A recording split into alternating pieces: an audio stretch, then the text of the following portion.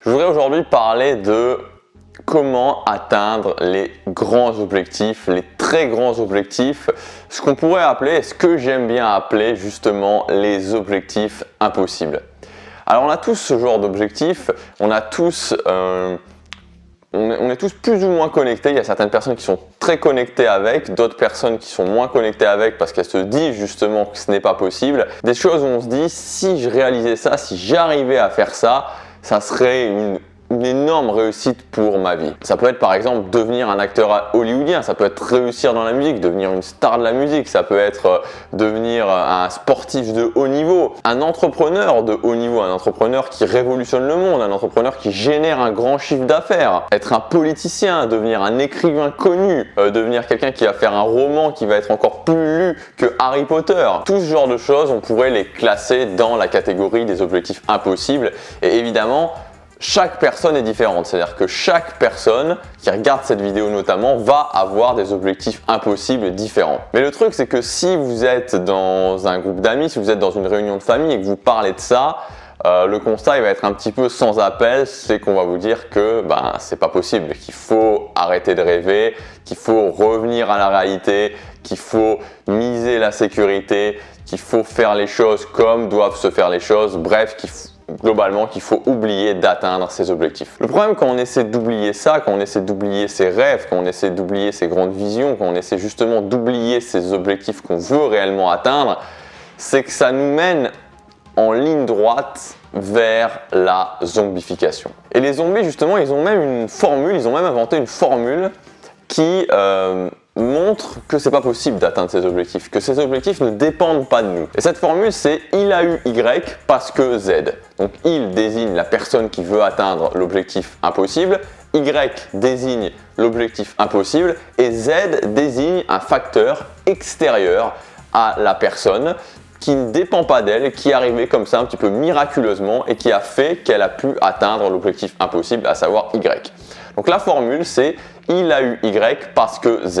Et c'est cette formule qui est unanimement reconnue par la société et qui nous prouve que finalement on n'a pas le contrôle et qu'on peut tenter de réaliser un objectif impossible, mais que dans tous les cas ça ne dépendra pas de nous et c'est un petit peu comme jouer à pile ou face. Mais je comprends, c'est rassurant de se dire ça, c'est très rassurant de se dire que finalement c'est pas vraiment de notre faute, finalement ceux qui ont réussi, ils ont eu de la chance, ils ont eu des circonstances, ils ont eu leurs parents, ils ont eu ce que vous voulez, donc ils ont eu le fameux Z qui leur a permis d'atteindre Y. Moi je voudrais vous dire d'oublier tout ça, je voudrais vous dire de ne pas chercher d'excuses, de ne pas essayer de chercher d'excuses, mais plutôt d'imaginer comment pourrait être votre vie si vous aviez atteint ce qui vous tient vraiment à cœur. Si l'objectif que vous voulez atteindre, l'objectif que tu veux atteindre, toi qui regardes cette vidéo, qui te tient particulièrement à cœur, qui te tient tellement à cœur, où tu te dis, si je l'avais atteint, je serais tellement fier de moi, tellement fier de moi.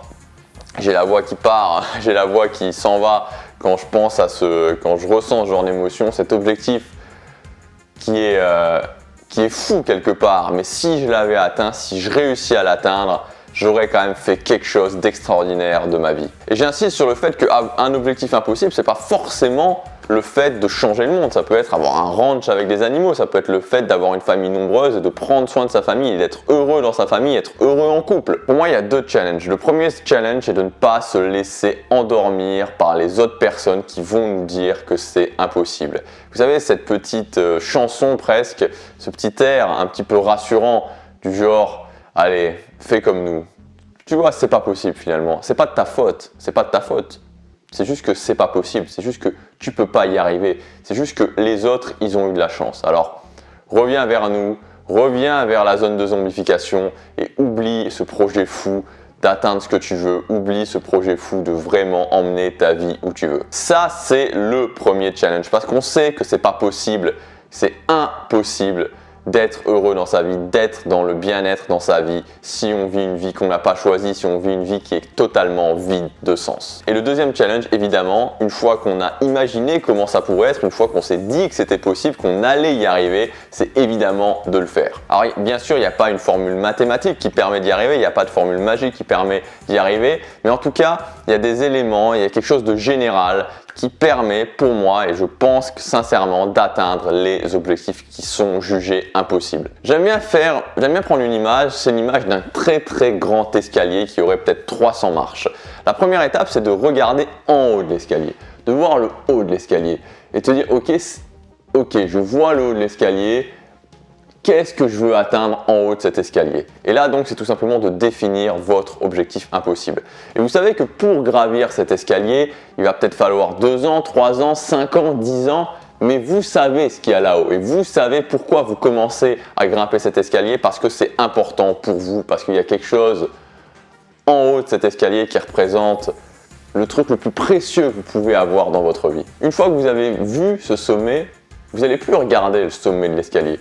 Vous allez vous dire, ok, qu'est-ce que je pourrais prendre comme point de repère? Quelle première étape je pourrais prendre pour me fixer, pour m'arrêter, pour me reposer? Et donc cette première étape, ça va être un objectif. Il faut que vous définissiez un objectif, le meilleur objectif que vous puissiez définir, donc la meilleure idée que vous ayez sur le moment. Parce que très souvent, quand on voit le haut de cet escalier, on ne sait pas comment on va gravir tout en haut, on ne sait pas comment on va trouver la force de gravir tout en haut. Mais on peut à un moment donné fixer un point et se dire ok, je pense que ce point-là, je peux définir ce point-là et je pense que ce point-là, c'est le bon pour faire ma première pause, pour fixer ma première étape. Et donc cet objectif va correspondre à ça. Vous fixez un premier objectif avec la meilleure idée que vous ayez et vous commencez.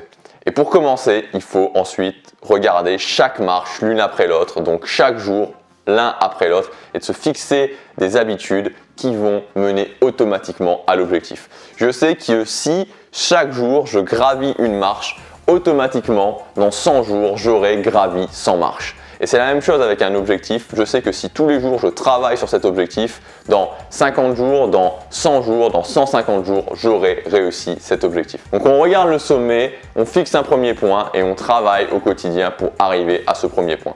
Et après la suite, c'est assez simple. C'est toujours la même chose, c'est-à-dire ok, je travaille au quotidien, j'arrive à mon objectif ou j'ajuste pour arriver à mon objectif. Une fois que je suis à l'objectif, j'en fixe un autre, etc., etc., etc. Un objectif qui semble impossible, c'est simplement le fait, d'avoir cette grande inspiration, que ce soit connecté à quelque chose que vous vouliez vraiment, que vous voulez vraiment. Ensuite, de travailler au quotidien et d'ajuster au fur et à mesure. Et si vous voyez jour après jour, si vous vous concentrez jour après jour, vous verrez que ce n'est que la succession d'un travail quotidien et d'une étape, puis d'encore d'une étape, puis encore d'une étape et encore d'une étape. Si vous voulez générer 10 millions d'euros, ça va être de commencer par en générer 50 000, puis 100 000, puis 200 000, puis 500 000, puis 1 million, puis 2 millions, puis 5 millions, puis 10 millions. Le sens de la vie pour moi, c'est de réussir à s'étonner, de réussir à se connecter à ce qui est important pour nous, de réussir à s'écouter suffisamment pour se dire ok, voilà, ça c'est ce que je veux atteindre, de se fixer ce point et d'y arriver. Et quand on fait ça, voilà, je crois que c'est juste génial les sensations qu'on vit quand on atteint ce type d'objectif, et c'est aussi juste génial ensuite de parcourir le chemin au quotidien, de se lever en sachant qu'on se bat pour quelque chose qui est important pour nous. Je vous dis à demain pour la prochaine vidéo. Passez à l'action, chaque jour compte.